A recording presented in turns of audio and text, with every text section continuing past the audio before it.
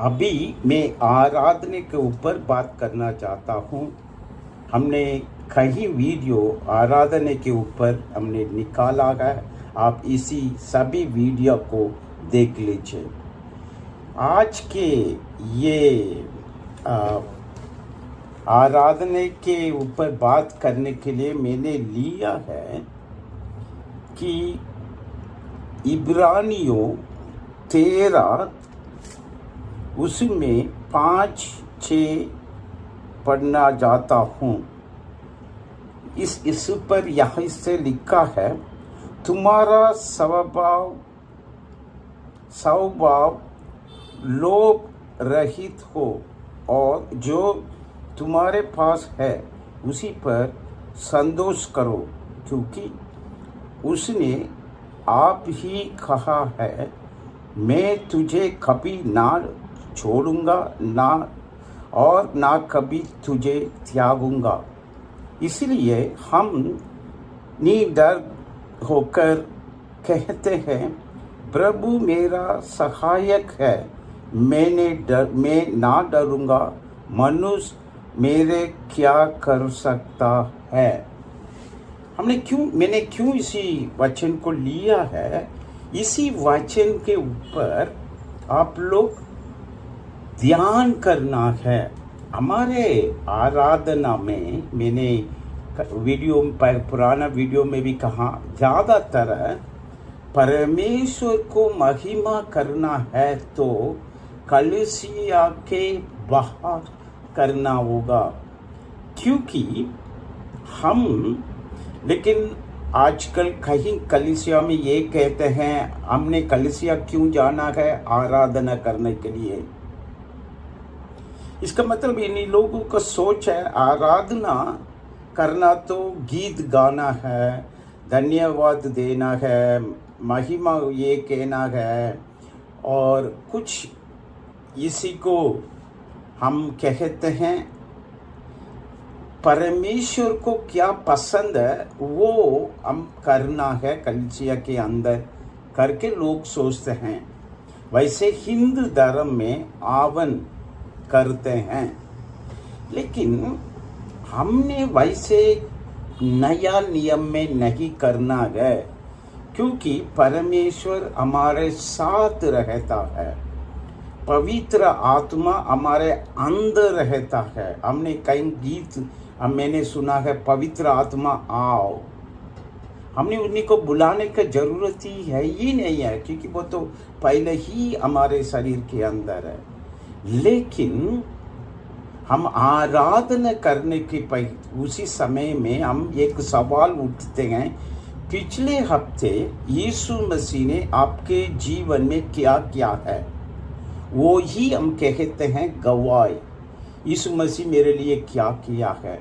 कई बार क्या होता है, मेरा पास्टर ने फ़ोन किया इसलिए चंगा हो गया, भाई पास्टर ने दुआ किया चंगा हो गया, इन्होंने किया करके दूसरे के उन्होंने किया करके बोलते हैं, लेकिन परमेश्वर ने क्या किया है करके कई बार नहीं बोलते हैं हम।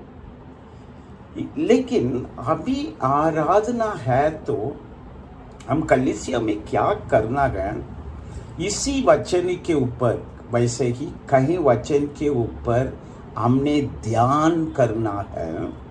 हमने ध्यान करते समय हमको वो हमारे परमेश्वर कौन है, वो कितना बड़ा महान है, कितने बड़े बड़े काम करता है, वो हमारे मन में आएगा। उसी वो सोची के ऊपर हम उसी परमेश्वर को महिमा करना है, धन्यवाद करना है। इसीलिए आराधना करते समय लोगों ने 3 काम जरूर करके आना चाहिए। यह है, अकेले परमेश्वर से बाइबल पढ़ के प्रार्थना करना है। कई लोग बाइबल नहीं पढ़ पाते हैं, तो आजकल हमारा वीडियो है, उसी को सुन के फिर आप लोग दुआ कीजिए। कितने लोगों को पढ़ना आता है, 18 साल के ऊपर बच्चे हो, उन्हीं को भी अपना बाइबल होना चाहिए। फिर पारिवारिक प्रार्थना में आपने पूरे को किस चीज के लिए प्रार्थना करना है उसी को रख के दुआ कीजिए। फिर हर हफ्ते हमारे कलीसिया में प्रार्थना के समय 2 घंटे हम अलग करना है, वहाँ प्रार्थना कर लीजिए। फिर भी परमेश्वर उसी प्रार्थना को सुन के उत्तर देगा। फिर आपने आके गवाही कलीसिया में बता सकते हैं। उसी के अलावा 3 तरीके प्रार्थना में, बाइबल पढ़ने में, बाइबल पढ़ते समय परमेश्वर ने क्या आपसे बात किया है उसी को भी आपने बांट सकते हैं। इसी के अलावा इसी वचन में क्या लिखा है, हमने पैसे के बारे में क्या स्वभाव होना चाहिए, लोभ रहित हमने होना चाहिए। कई बार हमने क्या सोचते हैं, मेरे को ये चाहिए वो चाहिए, ये नहीं है तो मैं जी नहीं सकता, वैसे सोच के कई बार हम गलत रास्ते से पैसा कमाते हैं। इसलिए उन्होंने क्या कह रहा है कि हमारा परमेश्वर ने ही कहा ना, मैं तो अभी आपको नहीं छोड़ूंगा, अभी त्यागूंगा नहीं है। फिर आपने क्यों लोगों को देख के डर रहे हो? कई बार हमने क्या सोचते हैं कि मेरा पड़ोसी तो यीशु मसीह से दुआ नहीं करता, लेकिन उनका पूरा आशीष है, कैसे भी तो पैसा कमा रहा है, फिर भी तो इनको हाथ में पैसा है। वैसे मत सोच लो, ये कब होगा? हम इसी वचन के ऊपर ध्यान करना है। कोई भी हमारे कलीसिया में आराधना के उसी समय को वो चलाता है, उन्हें इसी वचन को बार बार लोगों को बोल के उसी के ऊपर ध्यान करना है। वो क्या करना है, यदि मेरा परमेश्वर ने मेरे को वादा किया कभी नहीं छोड़ूंगा, कभी नहीं ताऊंगा, है तो हमने क्यों डरना है?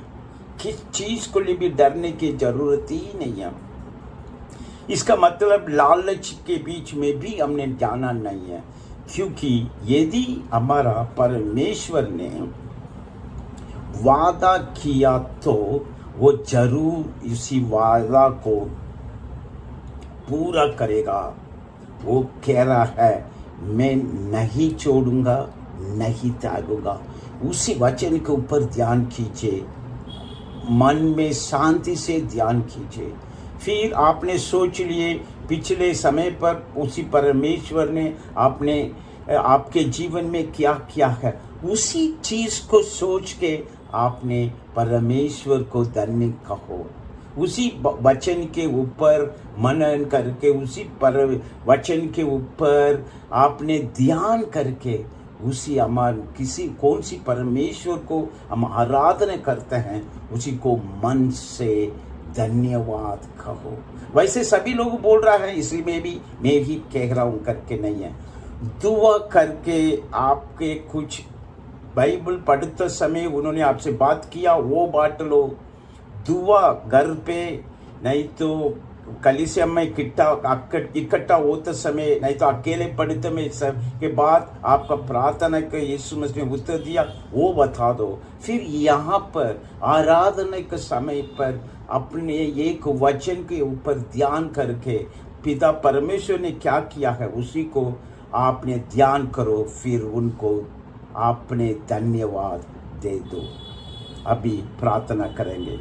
आराधना क्या है आपने बताया, इसके लिए धन्यवाद। इसी प्रकार हम करने के लिए मदद कीजिए, यीशु मसीह के नाम से आमीन आमीन।